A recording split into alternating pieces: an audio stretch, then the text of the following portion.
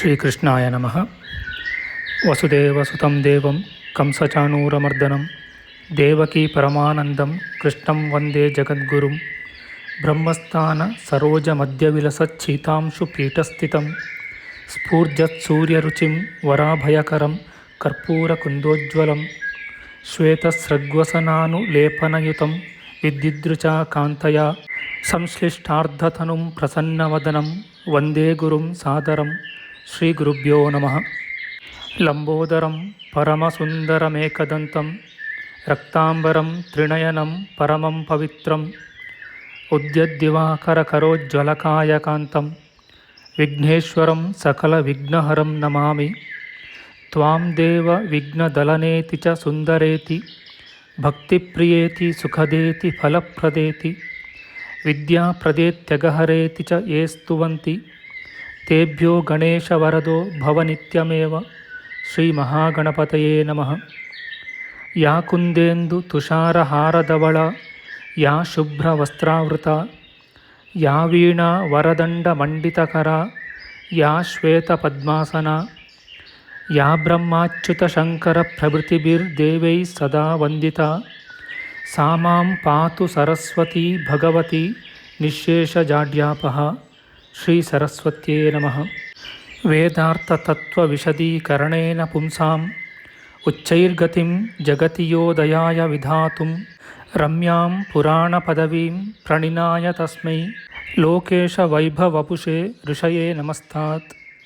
ಜಯತಿ ಪರಾಶರಸೂನುಃ ಸತ್ಯವತಿ ಹೃದಯನಂದನೋ ವ್ಯಾಸಃ ಯಸ್ಯಾಸ್ಯ ಕಮಲಕಲಿತಂ ವಾङ्ಮಯಮೃತಂ ಜಗತ್ಪಿಬತಿ. ಶ್ರೀವ್ಯಾಸಾಯ ನಮಃ. ನಾರಾಯಣಂ ನಮಸ್ಕೃತ್ಯ ನರಂ ಚೈವ ನರೋತ್ತಮಂ ದೇವೀಂ ಸರಸ್ವತೀಂ ವ್ಯಾಸಂ ತತೋ ಜಯಮುದೀರಯೇತ್.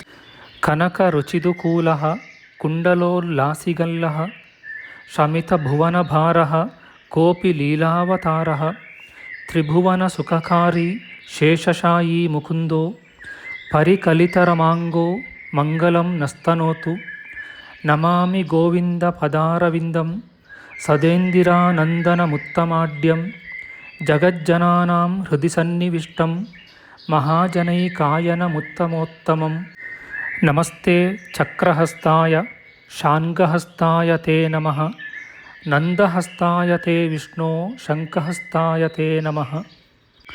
ಓಂ ನಮೋ ವಾಸುದೇವಾಯ ನಮಃ ಸಂಕರ್ಷಣಾಯ ಚ ಪ್ರದ್ಯುಮ್ನಾಯ ನಮಸ್ತುಭ್ಯಂ ಅನಿರುದ್ಧಾಯ ತೇ ನಮಃ.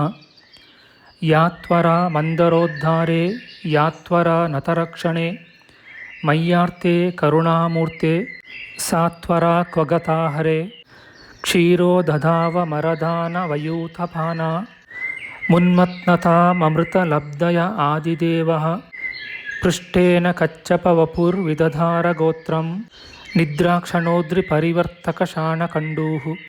ಓಂ ಕೂರ್ಮಾಯ ನಮಃ. ಪ್ರಿಯ ಬಾಂಧವರೇ, ನಮ್ಮ ಈ ಶ್ರೀ ಲಾಲೀಕೃಷ್ಣ ಚಾನಲ್ಗೆ ಸ್ವಾಗತ. ಹಿಂದಿನ ವಿಡಿಯೋದ ಮುಂದುವರಿದ ಭಾಗವಾದ ಇಂದಿನ ವಿಡಿಯೋದಲ್ಲಿ ನಾವು ಶ್ರೀ ಕೂರ್ಮಪುರಾಣದ 64ನೆಯ ಅಧ್ಯಾಯದ ಚತುರ್ಥಾಂಶದ ವಿಚಾರ ಮಾಡೋಣ. ಈ ಅಧ್ಯಾಯದಲ್ಲಿ ಸಾಂಖ್ಯಯೋಗದ ಸ್ವರೂಪ ವಿವೇಚನೆಯ ವಿಚಾರ ಮಾಡೋಣ.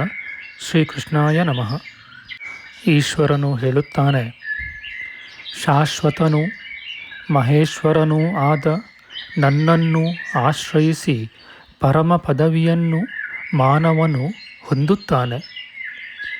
ಪುತ್ರ ಮುಂತಾದ ಪರಿಜನರಲ್ಲಿ ಸ್ನೇಹವನ್ನು ಹೊಂದುತ್ತಾನೆ ಮತ್ತು ಬಾಹ್ಯ ವಸ್ತುಗಳಲ್ಲಿ ವಿರಕ್ತನಾಗಿ ಮರಣ ಕಾಲದವರೆಗೂ ಪರಮೇಶ್ವರನ ಲಿಂಗವನ್ನು ಅರ್ಚಿಸಬೇಕು. ಮತ್ತು ಕೆಲವು ಮಾನವರು ಭೋಗಗಳನ್ನು ಸಂಪೂರ್ಣವಾಗಿ ವರ್ಜಿಸಿ ಯಾವಾಗಲೂ ಲಿಂಗವನ್ನು ಅರ್ಚಿಸುತ್ತಾರೆ. ಪರಮಾತ್ಮನ ರಜತದಂತೆ ಪ್ರಕಾಶಿಸುವ ಲಿಂಗ ಮಾತ್ರವನ್ನು ಯಾವಾಗಲೂ ಅರ್ಚಿಸುವ ಮಾನವರಿಗೆ ಒಂದೇ ಜನ್ಮದಲ್ಲಿ ಶಾಶ್ವತವಾದ ಪರಮಪದವನ್ನು ಅನುಗ್ರಹಿಸುತ್ತೇನೆ. ಮತ್ತು ಜ್ಞಾನರೂಪವೂ ಸರ್ವವ್ಯಾಪಕವೂ ಆದ ಲಿಂಗವು ಯೋಗಿಗಳ ಹೃದಯದಲ್ಲಿ ವಾಸ ಮಾಡಿರುವುದು. ಮತ್ತೆ ಕೆಲವರು ಭಕ್ತಿ ಮಾರ್ಗದಲ್ಲಿ ನಿಯಮವಂತರಾಗಿ ಭಾವನಾಪೂರ್ವಕವಾಗಿ ವಿಧಾನವನ್ನರಿತು ಪೂಜಿಸುತ್ತಾರೆ. ಜಲದಲ್ಲಿ, ಅಗ್ನಿಯಲ್ಲಿ, ಆಕಾಶದಲ್ಲಿ, ಸೂರ್ಯನಲ್ಲಿ ಅಥವಾ ಮತ್ತಾವದೊಂದರಲ್ಲಿ ಮಹೇಶ್ವರನ ಲಿಂಗವನ್ನು ಭಾವಿಸಿ ಯಾವುದಾದರೊಂದು ಕಡೆಯಲ್ಲಿ ಲಿಂಗಾರ್ಚನೆಯನ್ನು ಮಾಡುತ್ತಾರೆ. ಅಥವಾ ರತ್ನ ಮುಂತಾದ ವಸ್ತುವಿನಲ್ಲಿ ಈಶ್ವರನ ಲಿಂಗವನ್ನು ಭಾವಿಸಿ ಪೂಜೆ ಮಾಡಬೇಕು. ಪ್ರಾಪಂಚಿಕ ಸಮಸ್ತ ವಸ್ತುಗಳು ಲಿಂಗರೂಪವಾಗಿರುವವು. ಎಲ್ಲವೂ ಲಿಂಗದಲ್ಲಿ ನೆಲೆಸಿರುವುದು. ಆದ್ದರಿಂದ ಯಾವುದಾದರೊಂದು ಆಧಾರದಲ್ಲಿ ಭಾವಿಸಿದ ಲಿಂಗದಲ್ಲಿ ಶಾಶ್ವತನಾದ ಈಶ್ವರನನ್ನು ಅರ್ಚಿಸಬೇಕು. ಕರ್ಮಾನುಷ್ಠಾನಪರರಿಗೆ ಅಗ್ನಿಯಲ್ಲಿಯೂ, ಉಪಾಸಕರಿಗೆ ಜಲ, ಆಕಾಶ ಮತ್ತು ಸೂರ್ಯ ಬಿಂಬಗಳಲ್ಲಿಯೂ ಲಿಂಗವು ಇರುವುದು. ಮೂರ್ಖರಿಗೆ ಕಾಷ್ಟಾದಿಗಳಲ್ಲಿಯೇ ಲಿಂಗವು ಭಾಸಿಸುವುದು. ಯೋಗಿಗಳಿಗೆ ಮಾತ್ರ ಲಿಂಗವು ಹೃದಯದಲ್ಲಿರುವುದು. ಒಂದು ವೇಳೆ ವಿವೇಕ ವಿಜ್ಞಾನವು ಹುಟ್ಟದಿದ್ದರೆ ವಿರಕ್ತನೂ ಪ್ರೀತಿಪೂರ್ಣನೂ ಆಗಿ ಈಶ್ವರೋಪಾಸನೆಯನ್ನು ಮಾಡಬಹುದು. ಅಂತಹ ದ್ವಿಜನು ಬ್ರಹ್ಮನ ದೇಹದಂತಿರುವ ಪ್ರಣವ ಮಂತ್ರವನ್ನು ಯೋಗಿಯಾಗಿ ಜೀವಂತನಾಗಿರುವವರೆಗೂ ಜಪಿಸಬೇಕು. ಅಥವಾ ಮರಣ ಪರ್ಯಂತವಾಗಿ ಶತರುದ್ರೀಯ ಸೂಕ್ತವನ್ನು ಜಪಿಸಬೇಕು. ವಿಪ್ರರೇ, ಹಾಗೆ ಏಕಾಕಿಯೂ ನಿಗ್ರಹಿಸಿದ ಮನಸ್ಸು ದೇಹಗಳುಳ್ಳವನೂ ಆಗಿ ಜಪ ಮಾಡಿದವನು ಪರಮಪದವನ್ನು ಹೊಂದುತ್ತಾನೆ. ಅಥವಾ ಸಮಾಧಾನ ಚಿತ್ತನಾಗಿ ಮರಣ ಪರ್ಯಂತವಾಗಿ ಕಾಶಿ ಕ್ಷೇತ್ರದಲ್ಲಿ ವಾಸ ಮಾಡಬೇಕು. ಅಂತಹವನು ಈಶ್ವರ ಪ್ರಸಾದದಿಂದ ಗಮ್ಯವಾದ ಉತ್ತಮ ಪದವನ್ನು ಹೊಂದುತ್ತಾನೆ. ಕಾಶಿ ಕ್ಷೇತ್ರದಲ್ಲಿ ಸಮಸ್ತ ಪ್ರಾಣಿಗಳಿಗೂ ಪ್ರಾಣೋತ್ಕ್ರಮಣ ಸಮಯದಲ್ಲಿ ಜ್ಞಾನೋದಯವಾಗುವುದು. ಈಶ್ವರನು ಶ್ರೇಷ್ಠವಾದ ತತ್ವಜ್ಞಾನವನ್ನು ಉಪದೇಶಿಸುವುದರಿಂದ ಪ್ರಾಣಿಯು ಬಂಧನದಿಂದ ಮುಕ್ತನಾಗುವನು. ಅಥವಾ ನನ್ನಲ್ಲಿ ಪರಮಗತಿ ಭಾವನೆಯುಳ್ಳವನಾಗಿ ಆಯಾಯ ವರ್ಣ ಆಶ್ರಮಗಳಿಗೆ ವಿಹಿತವಾದ ಸಮಸ್ತ ಕರ್ಮಗಳನ್ನು ಆಚರಿಸಬೇಕು.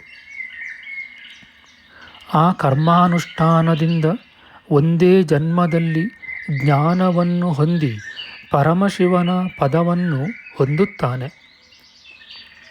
ಆ ಕ್ಷೇತ್ರದಲ್ಲಿ ಪಾಪಯೋನಿಯಲ್ಲಿ ಜನಿಸಿದ ಅನೇಕ ವಿಧ ಪ್ರಾಣಿಗಳು ವಾಸ ಮಾಡುವವು. ದ್ವಿಜರೇ, ಈಶ್ವರಾನುಗ್ರಹದಿಂದ ಎಲ್ಲರೂ ಸಂಸಾರ ಬಂಧನವನ್ನು ದಾಟುತ್ತಾರೆ. ಆದರೆ ಪಾಪದಿಂದ ಮಲಿನವಾದ ಮಾನಸವುಳ್ಳ ಮನುಷ್ಯರಿಗೆ ಕಾಶಿ ಕ್ಷೇತ್ರ ವಾಸದಲ್ಲಿ ಅನೇಕ ವಿಘ್ನಗಳು ಒದಗುವುದುಂಟು. ದ್ವಿಜರೇ, ಆದ್ದರಿಂದ ಮುಕ್ತಿಗೋಸ್ಕರ ಸತತವಾಗಿ ಸದ್ಧರ್ಮಗಳನ್ನು ಆಚರಿಸಬೇಕು. ನಾನು ಉಪದೇಶಿಸಿದ ವೇದ ಸಾರವಾದ ಈ ರಹಸ್ಯವನ್ನು ಯಾರಾದರೊಬ್ಬ ಅಪಾತ್ರನಿಗೆ ಕೊಡಬಾರದು. ಧಾರ್ಮಿಕನು, ಬ್ರಹ್ಮಚರ್ಯ ನಿಯಮವಂತನು ಮತ್ತು ನನ್ನ ಭಕ್ತನೂ ಆದ ಶಿಷ್ಯನಿಗೆ ಇದನ್ನು ಉಪದೇಶಿಸಬೇಕು. ವ್ಯಾಸಮುನಿಯು ಹೀಗೆಂದು ಹೇಳಿದನು. ಭಗವಂತನು ಶಾಶ್ವತನೂ ಆದ ಸರ್ವೇಶ್ವರನು ಈ ರೀತಿಯಾಗಿ ಉತ್ತಮವಾದ ಯೋಗ ವಿಧಿಯನ್ನು ಉಪದೇಶಿಸಿದನು. ಮತ್ತು ಸಮೀಪದಲ್ಲಿ ಕುಳಿತಿರುವ ಪೀಡಾರಹಿತನಾದ ಮಹಾವಿಷ್ಣುವನ್ನು ಕುರಿತು ಹೀಗೆಂದು ಹೇಳಿದನು. ಬ್ರಹ್ಮವಾದಿಗಳಾದ ಮಹರ್ಷಿಗಳ ಹಿತಕ್ಕೋಸ್ಕರ ಈ ಜ್ಞಾನಯೋಗವು ನನ್ನಿಂದ ಉಪದೇಶಿಸಲ್ಪಟ್ಟಿತು. ಈ ಮಂಗಳಕರವಾದ ಧ್ಯಾನವು ನಿರ್ವಿಕಾರವಾದ ಚಿತ್ತವುಳ್ಳ ಶಿಷ್ಯರಿಗೆ ನಿನ್ನಿಂದ ಕೊಡಲ್ಪಡಬೇಕು. ಹೀಗೆಂದು ಹೇಳಿ ರಹಸ್ಯ ರಕ್ಷಣೆಗೋಸ್ಕರ ಪೂಜ್ಯನಾದ ಮಹೇಶ್ವರನು ಯೋಗಿ ಶ್ರೇಷ್ಠರನ್ನು ಕುರಿತು ಹೇಳಿದನು. ದ್ವಿಜಶ್ರೇಷ್ಠರೇ, ಸಮಸ್ತ ಭಕ್ತರಾದ ತ್ರೈವರ್ಣಿಕರ ಹಿತಕ್ಕೋಸ್ಕರ ನೀವು ಕೂಡ ಯೋಗ್ಯರಾದ ಸಚ್ಚಿಷ್ಯರಿಗೆ ಯಥಾವಿಧಿಯಾಗಿ ಈ ಜ್ಞಾನವನ್ನು ಉಪದೇಶ ಮಾಡಿರಿ. ಭಕ್ತರಾದ ನಿಮ್ಮೆಲ್ಲರಿಗೂ ನಾನು ಆಜ್ಞಾಪಿಸಿದಂತೆ ನೀವು ಸತ್ಪಾತ್ರರಲ್ಲಿ ಈ ಜ್ಞಾನವನ್ನು ಉಪದೇಶ ಮಾಡಿರಿ. ನನ್ನ ಪಾರ್ಶ್ವದಲ್ಲಿರುವ ನಾರಾಯಣನು ಸಾಕ್ಷಾತ್ತಾಗಿ ಪರಮೇಶ್ವರನೇ ಆಗಿರುವನು. ಇದರಲ್ಲಿ ಸಂಶಯವಿಲ್ಲ. ನಾರಾಯಣನೆಂಬ ನಾಮಾಂಕನವುಳ್ಳ ಈ ಮೂರ್ತಿಯು ನನ್ನದೇ ಉತ್ತಮವಾದ ರೂಪವಾಗಿರುವುದು. ನನಗೂ ನಾರಾಯಣನಿಗೂ ಭೇದವನ್ನು ಯಾರು ಭಾವಿಸುವುದಿಲ್ಲವೋ ಅವರಿಗೆ ಮಾತ್ರ ಈ ಜ್ಞಾನವನ್ನು ಉಪದೇಶಿಸಬೇಕು. ಈ ನಾರಾಯಣ ಮೂರ್ತಿಯು ಸಮಸ್ತ ಭೂತಗಳಿಗೆ ಆತ್ಮಭೂತವಾಗಿರುವುದು, ಶಾಂತಾಕಾರವು ಮತ್ತು ಅಕ್ಷರ ಸ್ವರೂಪದಲ್ಲಿರುವುದು ಆಗಿದೆ. ಕೆಲವು ಅಜ್ಞರಾದ ಮನುಷ್ಯರು ನಾರಾಯಣನಿಗಿಂತ ಭಿನ್ನನನ್ನಾಗಿ ನನ್ನನ್ನು ತಿಳಿಯುತ್ತಾರೆ. ಆದರೆ ಅಂತಹ ಅಜ್ಞಾನಿಗಳು ಮುಕ್ತಿಯನ್ನು ನೋಡುವಂತಿಲ್ಲ ಹಾಗೂ ಮತ್ತೆ ಮತ್ತೆ ಜನ್ಮ ಪ್ರವಾಹವನ್ನು ಹೊಂದುತ್ತಾರೆ. ಅತೀಂದ್ರಿಯನಾದ ಮಹಾವಿಷ್ಣುವನ್ನು, ಮಹೇಶ್ವರನಾದ ನನ್ನನ್ನು ಐಕ್ಯ ಭಾವನೆಯಿಂದ ನೋಡಬೇಕು.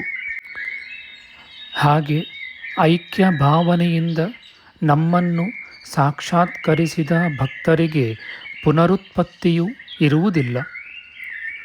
ಆದುದರಿಂದ ಆದಿ ಅಂತಗಳಿಂದ ವರ್ಜಿತನೂ ವ್ಯಯಶೂನ್ಯನೂ ಆದ ವಿಷ್ಣುವನ್ನು ನನ್ನ ಐಕ್ಯ ರೂಪದಿಂದ ತಿಳಿಯಿರಿ ಮತ್ತು ವಿಷ್ಣುವಿನ ಅಭೇದ ಭಾವನೆಯಿಂದ ನನ್ನನ್ನು ತಿಳಿದು ಹಾಗೆಯೇ ನನ್ನನ್ನು ಪೂಜಿಸಿರಿ. ಅದನ್ನು ಬಿಟ್ಟು ಬೇರೆ ವಿಧವಾಗಿ ನನ್ನನ್ನು ತಿಳಿಯಬಾರದು. ಹಾಗೆ ದೇವತಾಂತರವೆಂದು ತಿಳಿಯುವುದು ಅನರ್ಥಕ್ಕೆ ನಿಮಿತ್ತವಾಗುವುದು. ಅಂತಹವರು ಅತ್ಯುಗ್ರವಾದ ನರಕವನ್ನು ಸೇರುವರು. ನಾನು ಆ ಅಜ್ಞಾನಿಗಳಲ್ಲಿ ವಾಸ ಮಾಡುವುದಿಲ್ಲ. ಮೂರ್ಖ ಅಥವಾ ಪಂಡಿತನನ್ನಾಗಲಿ ಬ್ರಾಹ್ಮಣನನ್ನಾಗಲಿ ನನ್ನನ್ನು ಆಶ್ರಯಿಸಿದ ಮಾನವನನ್ನು ನಾನು ಮುಕ್ತನನ್ನಾಗಿ ಮಾಡುವೆನು. ಅಥವಾ ಚಾಂಡಾಲನಿಗಾದರೂ ಮುಕ್ತಿಯನ್ನು ಕೊಡುತ್ತೇನೆ. ಆದರೆ ವಿಷ್ಣುವನ್ನು ನಿಂದಿಸುವವನಿಗೆ ಮುಕ್ತಿಯನ್ನು ಕೊಡುವುದಿಲ್ಲ. ಆದ್ದರಿಂದ ಮಹಾಯೋಗಿಯಾದ ಪುರುಷೋತ್ತಮನು ಭಕ್ತರಿಂದ ಪೂಜಿಸಲ್ಪಡಬೇಕು ಮತ್ತು ಅರ್ಚನೆ ನಮಸ್ಕಾರಗಳಿಂದ ಮಹಾವಿಷ್ಣುವನ್ನು ನನ್ನ ಪ್ರೀತಿಗೋಸ್ಕರ ಸೇವಿಸಬೇಕು. ಪಿನಾಕಾಯುಧಧಾರಿಯಾದ ಪರಮೇಶ್ವರನು ವಾಸುದೇವನನ್ನು ಆಲಿಂಗಿಸಿಕೊಂಡು ಹೀಗೆ ಹೇಳಿದನು. ನಮ್ಮ ಮುಂದಿನ ವಿಡಿಯೋದಲ್ಲಿ ನಾವು ಶ್ರೀ ಕೂರ್ಮ ಪುರಾಣದ 64ನೆಯ ಅಧ್ಯಾಯದ ಪಂಚಮಾಂಶದ ವಿಚಾರ ಮಾಡೋಣ. ಆಧ್ಯಾತ್ಮಿಕ ಚರ್ಚೆ ಮತ್ತು ವಿಚಾರ ವಿನಿಮಯಕ್ಕಾಗಿ ಶುರು ಮಾಡಿದ ಈ ಚಾನಲ್ನಲ್ಲಿ ನಾವು ಅಪ್ಲೋಡು ಮಾಡುವ ಎಲ್ಲ ವಿಡಿಯೋಗಳನ್ನು ಸಂಪೂರ್ಣವಾಗಿ ನೋಡಿ ನಿಮ್ಮ ಸಲಹೆಗಳನ್ನು ಕಮೆಂಟ್ ಬಾಕ್ಸ್ನಲ್ಲಿ ಬರೆಯಿರಿ. ದಯವಿಟ್ಟು ಈ ಚಾನಲ್ಗೆ ಸಬ್ಸ್ಕ್ರೈಬ್ ಮಾಡಿ ಹಾಗೂ ಬೆಲ್ ಬಟನ್ ಒತ್ತಿ ನಾವು ಹಾಕುವ ಎಲ್ಲ ವಿಡಿಯೋಗಳನ್ನು ನೋಡಿ ಪ್ರೋತ್ಸಾಹಿಸಿ. ಕೃಷ್ಣಂ ನಾರಾಯಣಂ ವಂದೇ ಕೃಷ್ಣಂ ವಂದೇ ವ್ರಜಪ್ರಿಯಂ ಕೃಷ್ಣಂ ದ್ವೈಪಾಯನಂ ವಂದೇ ಕೃಷ್ಣಂ ವಂದೇ ಪೃಥಾಸುತಂ ಶ್ರೀಕೃಷ್ಣಾಯ ನಮಃ.